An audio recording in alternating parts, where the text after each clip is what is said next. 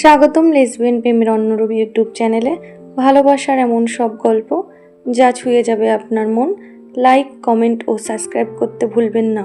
চলুন শুরু করি আজকের গল্প, সূচি আর কুশের ভালোবাসার গল্প।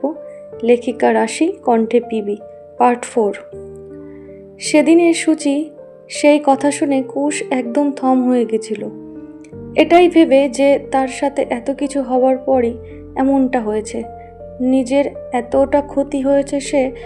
কুশ সেদিন ভাবছিল, জীবনে যাই হয়ে যাক না কেন আমি ওর সাথে কোনো দিনও ছাড়ব না, প্রমিস। কুশ, এগুলো ভুলে যাও, যা হয়েছে সেটা নিয়ে ভেবে লাভ নেই। এখন কি হবে, আগামীতে কি করে চলবে তা নিয়ে ভাবো। আমি সারা জীবন তোমার সাথেই থাকবো। কুশ ধীরে ধীরে নিজের অজান্তেই সূচির অনেকটা আপন হয়ে উঠেছিল। সূচি সব সময় ওর সাথে কথা বলে, ওর সাথে মিশে, ওকে দেওয়া কথা রাখতে রাখতে সে অনেকটাই ভালো হয়ে উঠেছিল। সেদিনের পর সে আর কোনো দিন হাত কাটেনি। সে আর কখনো তার নিজের রক্ত দিয়ে কারোর জন্য ডায়েরির পাতা ভরেনি। 24শে নভেম্বর সূচির জন্মদিন। সূচি ছোটবেলা থেকেই ওর জন্মদিন নিয়ে তেমন কিছুই করতো না, কিন্তু রিয়া প্রতি বছর ওকে সারপ্রাইজ দিত। 1 বছর ধরে সে আশা করেছিল যে তার ভালোবাসার সেই মানুষটি একবার হলেও তাকে উইশ করবে, কিন্তু আজও করেনি। কিন্তু এই বছর প্রথমবার রাত 12টায় ফোন আসে। সে ফোন হাতে নিয়েই দেখে কুশ হ্যাপি বার্থডে। সূচি ভাবেনি যে তার এটা মনে থাকবে বা সে তা জানতো। তখন সে অনেক খুশি হয়েছিল। কুশ খুব ভয় পেত, রাত 12টায় কোনো দিনের রাতেও বের হতো না, কিন্তু সেদিন ভয় পেলেও মনে ওর একটা আলাদাই সাহস আর ভালোবাসা ছিল। উইশ করে সে ফোনটা রেখে দেয়, কারণ অত রাতে ওর বাড়ির লোকজন জানলে সমস্যা হতে পারে। তাই সূচি রোজকার মতো আজও সকালে উঠেই কুশকে মেসেজ করে আর বলে, উইশ করার জন্য আমাকে অনেক ধন্যবাদ, আর আজকের দিনটা মনে রাখার জন্য ধন্যবাদ। I love you, good morning. সব কাজ সেরে সে রেডি হয়ে যায় কাজে যাওয়ার জন্য। সকাল সকাল কুশের ফোন, সে তো আরও খুশি। কুশ বলে, বিকেলে কাজে যাওয়ার আগে একটু আমার সাথে দেখা করতে পারবে? ভয়ে ভয়ে বলে, যদি সে না করে দেয়? সূচি, ঠিক আছে, চেষ্টা করব। কাজে গিয়ে সবার কাছে উইশ পায়। রিয়া ফোন করে বলে, আজ একটু তাড়াতাড়ি বাড়ি ফিরিস। সূচি, বিকেলে কাজে ফেরার আগে কুশের কাছে যেতে হবে, আবার রিয়ার কাছেও। কি করে যাই, ছাড়বে কি আজ কাজ থেকে? আজ ওর দিনটা প্রথমবার খুবই ভালো যাচ্ছিল। বিকেলে কাজে যাওয়ার আগে সে কুশের কাছে যায়। ওর হাতে কি ওটা? মনে হচ্ছে কেক। কুশ, তুমি আমার সাথে পার্কে যাবে প্লিজ? ঠিক আছে, চলো, বেশি সময় নেই, কিন্তু তাড়াতাড়ি অফিসে যেতে হবে। হ্যাঁ ঠিক আছে, আমার জন্য তোমার 1 ঘন্টায় কাফি। কুশের বাড়ির সামনে জলপাইগুড়ির পার্ক। সূচি সেদিন অবাক, কুশ ওর জন্য কেক গিফট নিয়ে এসছে। প্রথমবার কারোর সাথে এমন করে পার্কে তার জন্মদিন সেলিব্রেট হচ্ছে। সূচি খুব লজ্জা পায়, পুরো পার্কের মধ্যে ওরা দুজনেই জন্মদিনে সেলিব্রেট করছে। একজন মহিলা এবং তার ছোট্ট ছেলেটি হেঁটে আসছিল। তাদের দেখে বাচ্চাটি খুব খুশি হয়ে তাকায়। তার মা ওদের জিজ্ঞাসা করে, তোমরা দুজনেই জন্মদিন পালন করছো? আর কেউ নেই? কুশ, না, আর কেউ আসেনি, আসবে। তারপর তারা 4 জন হয়ে গেল। কেক কেটে ওরা বাচ্চাটিকেও কেক দিল। তার মা খুব খুশি হলো ওদের ব্যবহার দেখে। অতটুকু সময় ওরা কাছাকাছিই ছিল। এত ভালো করে ওর জন্মদিনটি সেলিব্রেট হলো। আজ সূচি অনেক অনেক অনেক খুশি, আর সবচেয়ে বেশি খুশি হয়েছে গিফটটি পেয়ে। কুশ বলেছিল, আমার সামনে খুলো না, পরে দেখে নিও, লজ্জা পেয়ে। আচ্ছা বেশ। ওকে অফিসে যেতে হবে, তাই তাড়াহুড়া করেই ওদের বের হতে হলো। কিন্তু কুশ ওর সাথে এই 1 ঘন্টা সময় কাটিয়ে যেন কতটা খুশি, বলে বোঝানো যাবে না। সূচির কোনো বছর এতটাই ভালো যায়নি। অফিসে সবাই স্যারকে ওরা জন্মদিনের কথা বলে তাড়াতাড়ি ছেড়ে দিলে। স্যার আর অফিস এর সবার প্ল্যান ছিল ওরাও ওর জন্মদিন সেলিব্রেট করবে, কিন্তু তাড়াতাড়ি ফিরতে চাওয়ার জন্য আর কিছু বলেনি। বাড়ি ফিরবার আগে আবার সুচি কুশের কাছে যায় দেখা করতে। ওকে রাস্তাতেই অনেক জোরে বুকে চেপে ধরে, যেন সারা জীবনের জন্য ধরে রাখতে চাই। কেউ কাউকে ছাড়তে চায় না। বাড়ি থেকে রিয়ার ফোন। কিরে, কখন আসবি? সুচি: হ্যাঁ আসছি। সেদিন ওরা যেন কুশকে ছাড়তে ইচ্ছে করছিল না, যেন কতদিনের আশা তার পূর্ণ হলো। বাড়ি এসে ঢুকেই সারপ্রাইজ, রিয়া আর অন্য বন্ধুরা। হ্যাপি বার্থডে, কেক কাটা হলো, এনজয় করা হলো।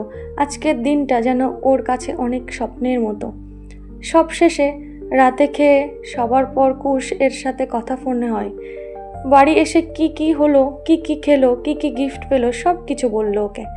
তারপর আজ সারাদিন একাই গিফট কেনা, কেক কেনা, লুকানো। কুশ খুব ক্লান্ত, তবু রাত 12টায় হ্যাপি বার্থডে বাপু, থ্যাংক ইউ সো মাচ আজকের দিনটা এত স্পেশাল বানানোর জন্য। I love you so much Kush, I love you too. Good night, sweet dream my love. নিজের খেয়াল রেখো বলে কুশ ঘুমিয়ে পড়ে। কিন্তু সুচির চোখে ঘুম নেই, কারণ আর একজন ওকে এখনও উইশ করেনি। যতই হোক বলে না, প্রথম ভালোবাসা ভোলা যায় না অত সহজে। দিনের শেষে রাত নেমে এলেও রোজ রাতেই সুচি চোখে জল ভাসতে শুরু করে। আজও তাই হলো। ওর ভালোবেসে বাবু বলে ডাকা, আই লাভ ইউ বলে ফোন করে বলা, ওর বয়ফ্রেন্ড ওর ঘরে এসে ওকে লিপ কিস করে যাওয়া, এগুলো মনে করে সে আজও দুঃখই ভেঙে পড়ে। দিন শেষে সব অন্ধকার হয়ে ওকে গ্রাস করে। এই ভালোবাসার কঠিন সময় আজ জলপাইগুড়িতে বিকেলে পার্কে ফুল মেলা। পার্ক তো কুশ এর বাড়ির সামনেই। সুচি কোনো বাড়ি যায় না রিয়া জেদ করলেও, কিন্তু এই বছর কুশের জন্য যেতে হবে। অনেক দিন হলো কুশ রিয়ার সাথে পরিচয় করিয়ে দিয়েছে সুচি। ওরা এখন কোথাও ঘুরতে গেলে তিনজনই যায় একসাথে। কিন্তু আজ কুশ একটু ভয় পাচ্ছে, কারণ পার্কে ওর বেস্ট ফ্রেন্ড পূজার ডিউটি পড়েছে গার্ডের, কারণ সে কলেজের এনসিসি গ্রুপের ক্যাপ্টেন। আর পূজা সুচির সাথে কুশ এর মেলামেশা পছন্দ করে না, তাও লুকিয়ে দেখা করত, কিন্তু মাঝে মধ্যে ওর সামনাসামনি হতে দুজনকেই। আর এদিকে পূজা ছিল সুচির ক্লাসমেট, তো একদিক থেকেই পরিচিত ওরা। কিন্তু ওর বেস্ট ফ্রেন্ডকে অন্যের সাথে বেশি মিশতে দেখে খুব ভেবেই ক্ষিপ্ত। সেদিন পার্কে তাদের দেখা হয়ে যায় পূজার সাথে। সুচি আর রিয়া ওর সাথে কথা বলে না, কিন্তু সুচি চায় না যে তার জন্য তাদের এতদিনের বন্ধুত্বটা নষ্ট হয়ে যাক। দেখা হলেই ওকে পাঠিয়ে দিতে কথা বলতে। ও সরি, হ্যাঁ প্রথম কুশ একটা কাণ্ড করেছিল, আপনাদের বলতে ভুলে গিয়েছিলাম।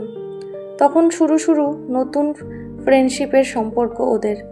সুচির কলেজের প্রোগ্রাম ছিল, কিন্তু কুশের দিদি যেহেতু সুচির কলেজেই পড়তো, তো সেই কারণেই কুশ ওর কলেজে এসেছিল প্রোগ্রামে।